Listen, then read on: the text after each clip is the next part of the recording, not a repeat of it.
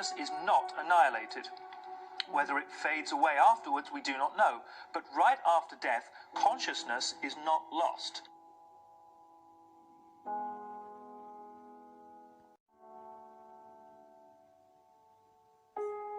Remembering that you are going to die is the best way I know to avoid the trap of thinking you have something to lose. I started getting depressed. I thought, what kind of purpose do I have to live? I mean, are you just here to live to die? I mean, is there not a purpose for me? Is there not a purpose in life? So let's talk about family. Not every family get on.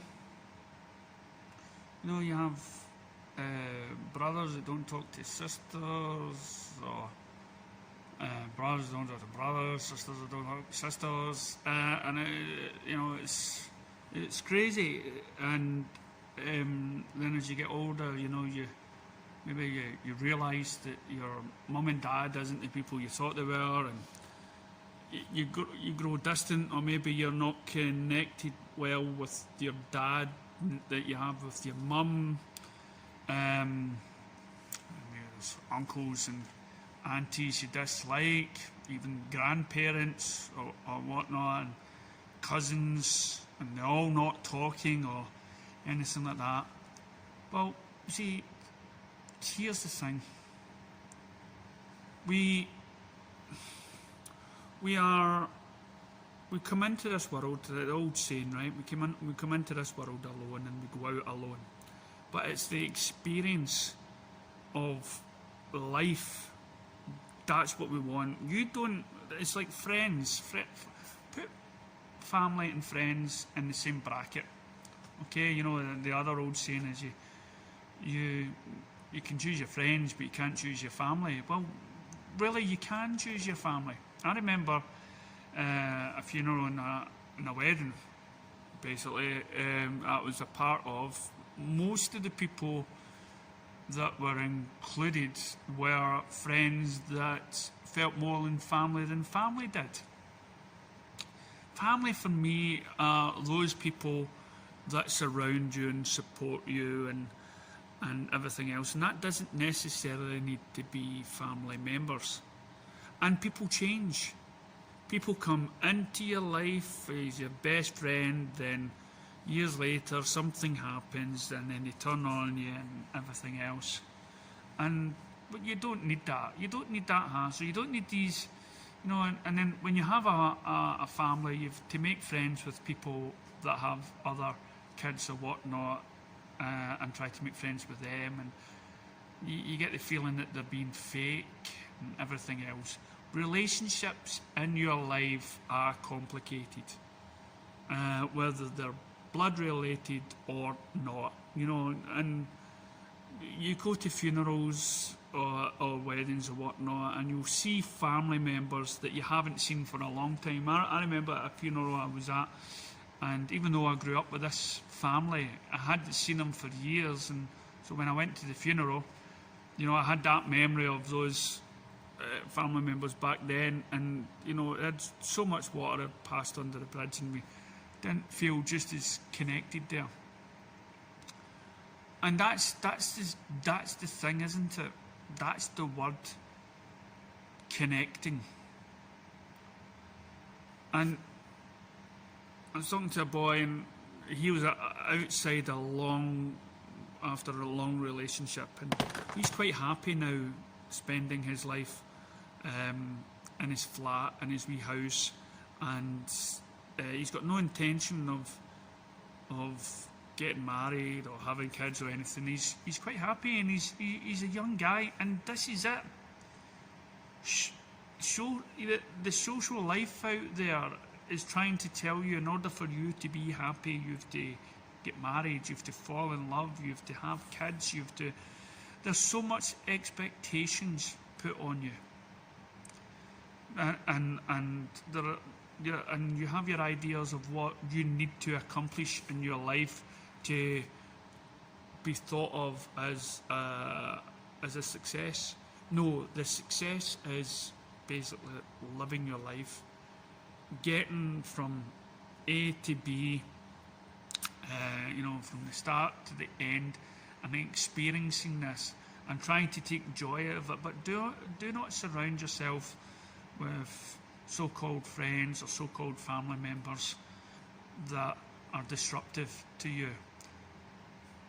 Mums and dads are there to basically nurture you, just like any wild animal or birds and whatnot. Once they're ready to leave the nest, you've made this human being, you've made this person to be self-reliant, self-efficient, so you can go out, because you never know when your time has come.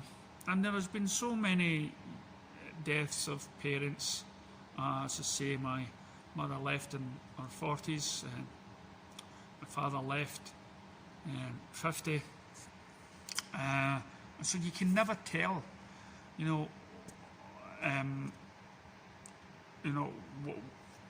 when the big moment's going to come. But the way I see it, once you've got to a certain age, once you've, parents are just there to get you started, to rev up your engines, to turn that dial, so your engine's going and your engine's going, but you don't need to wait until the release button. You don't need to wait for that. You don't need to tell anybody that you're ready to go out and explore. You don't need that. And to be honest, people that have suffered or in fear of losing their lives or feel the unhappiness and stuff like that, that is when they can sometimes feel more connected to everything and everyone.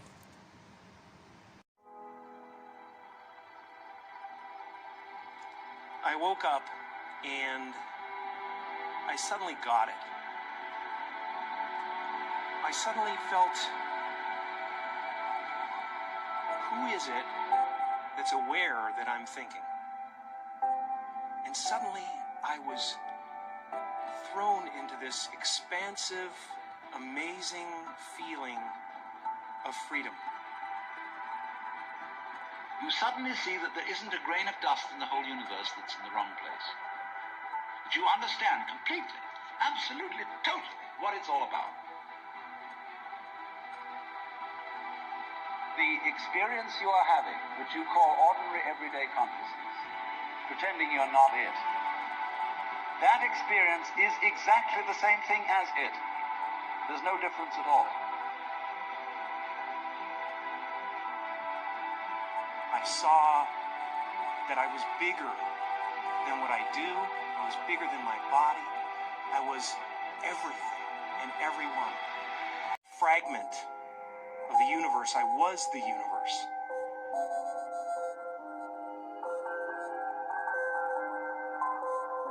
Everybody is fundamentally the ultimate reality, the deep down basic whatever there is. And you're all that, only you're pretending you're not. Now I understand why we die. The reason we die is to give us the opportunity to understand what life's all about.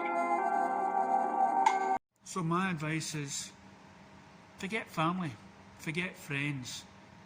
Go out into life and surround yourself with connectivity, with people that are ready to embrace you as yourself, right? That see life through similar ways.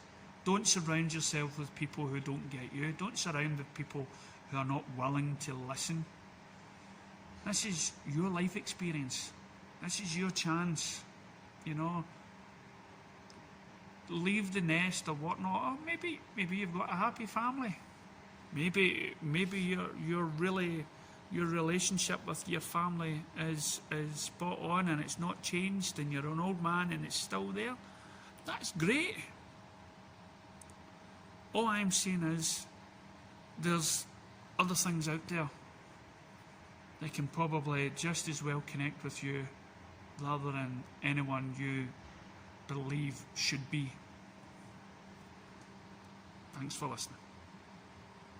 What happens to you as you find yourself submerged underwater? Well, I was submerged, and the force of the water had me absolutely pinned to the front deck of the boat. This is while you're under the water with no air, you can't breathe, you're completely submerged. And at that time, I gave my life over to God and truly and sincerely asked that God's will be done. And at that moment, everything changed. I was very calm and peaceful and felt great. And I had this very physical sense of being held and comforted and reassured that everything would be fine, regardless of whether I lived or died.